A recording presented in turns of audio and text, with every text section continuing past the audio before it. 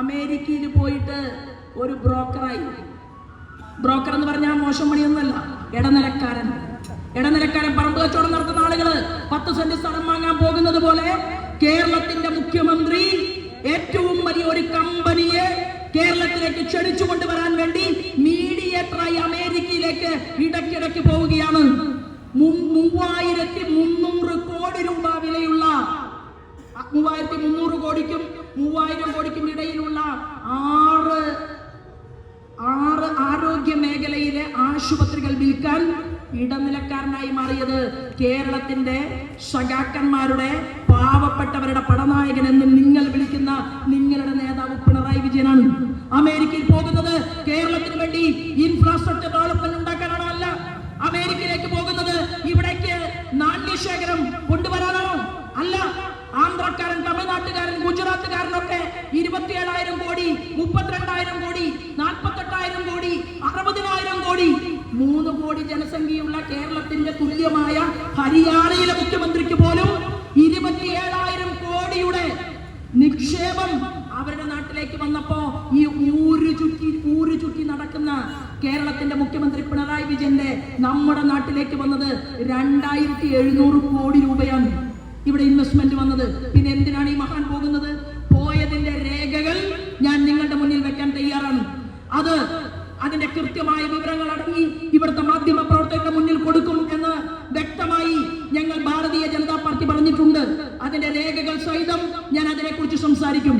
അപ്പോ അങ്ങനെ സ്വകാര്യ മേഖലയ്ക്ക്, അമേരിക്കയിലെ വലിയ ഒരു കമ്പനിക്ക് നമ്മുടെ നാടിനെ തീരെഴുതിക്കൊണ്ട് ഇവിടുത്തെ ആശുപത്രികളെ വിൽക്കാൻ ഇടനിലക്കാരനായി വർത്തിച്ച പിണറായി വിജയൻ കോട്ടയം മെഡിക്കൽ കോളേജില് ആവശ്യമുള്ള സ്ഥലങ്ങളിൽ ഡോക്ടർമാരെ നിയമിക്കുമോ? ഇല്ല. കോട്ടയം മെഡിക്കൽ കോളേജിലേക്ക് സർജറിക്ക് പോകുന്നവൻ തലയിൽ കൈവച്ച് പ്രാകണം, എന്നിട്ട് തൊട്ടടുത്ത പ്രൈവറ്റ് ആശുപത്രിയിലേക്ക് പോകണം. ആ സമയത്ത് ഇന്ത്യയുടെ പ്രധാനമന്ത്രി ശ്രീമാൻ നരേന്ദ്രമോദി പറഞ്ഞു, എന്താണ്? നിങ്ങൾക്ക് ഞാൻ തരാം ആയുഷ്മാൻ ഭാരത് പദ്ധതി, വയാ വന്ദന പദ്ധതി. എന്താ നടപ്പിലാക്കാത്തത്? ആ ആയുഷ്മാൻ ഭാരത് പദ്ധതി നടപ്പിലാക്കിയാൽ 5 ലക്ഷം രൂപയുടെ ആരോഗ്യത്തിന് വേണ്ടി കേന്ദ്രം കൊടുക്കുന്ന പദ്ധതി അത് നേടിയെടുക്കാൻ പോലും തയ്യാറല്ലാതെ ഇവിടത്തെ കമ്മ്യൂണിസ്റ്റ് പാർട്ടിയുടെ നേതാവ് എന്ന് ഇപ്പോഴും അഭിരമിക്കുന്ന കേരളത്തിന്റെ മുഖ്യമന്ത്രി മുന്നോട്ട് പോവുകയാണ്. അങ്ങനെ മുന്നോട്ട് പോകുന്ന സമയത്ത് ഒന്നും ചോദ്യം ചെയ്യാൻ സാധിക്കാത്ത ഇവിടത്തെ കോൺഗ്രസിന്റെ നേതൃത്വം, ഞാൻ നേരത്തെ പറഞ്ഞതുപോലെ മേലനങ്ങാതെ, മെയ്യനങ്ങാതെ, കൈ നനയാതെ മീൻ പിടിക്കുകയാണ്. എന്നിട്ട് എന്താ പറഞ്ഞതെന്നറിയുമോ? ഞങ്ങൾക്കൊരവസരം കൂടി തരണം. 1957 മുതൽ മാറി മാറി ഭരിച്ചവരാണ് കേരളത്തിലെ കോൺഗ്രസുകാർ. ഈ കേരളത്തിൽ എന്തെങ്കിലും ഒരു മൂവ്മെന്റ് ഇടതുപക്ഷ ജനാധിപത്യ മുന്നണിയിൽ നിന്ന് വ്യത്യസ്തമായി UDF ഭരണകൂടത്തിൽ ഇരിക്കുന്ന സമയത്ത് എന്തെങ്കിലും ഒരു കാര്യം കേരളത്തിലെ ചെറുപ്പക്കാർക്ക് വേണ്ടി ചെയ്തോ?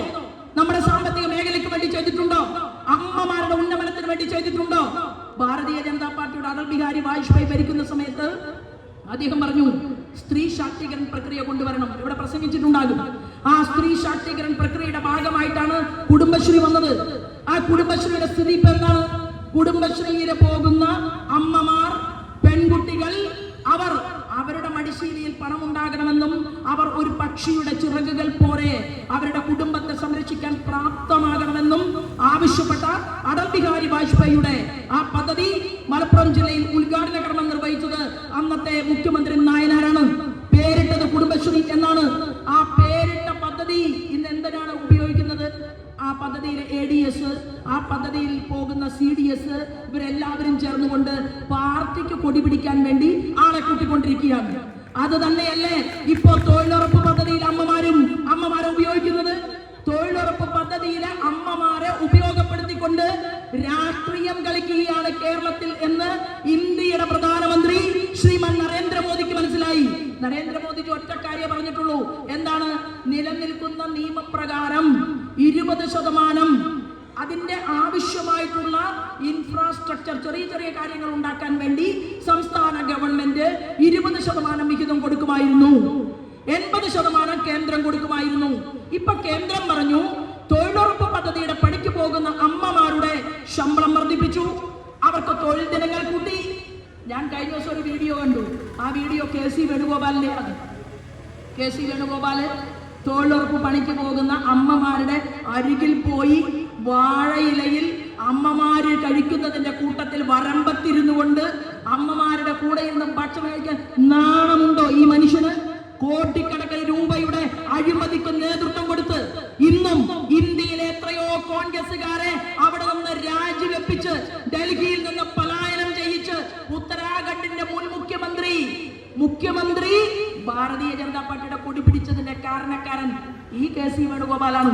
പഞ്ചാബിലെ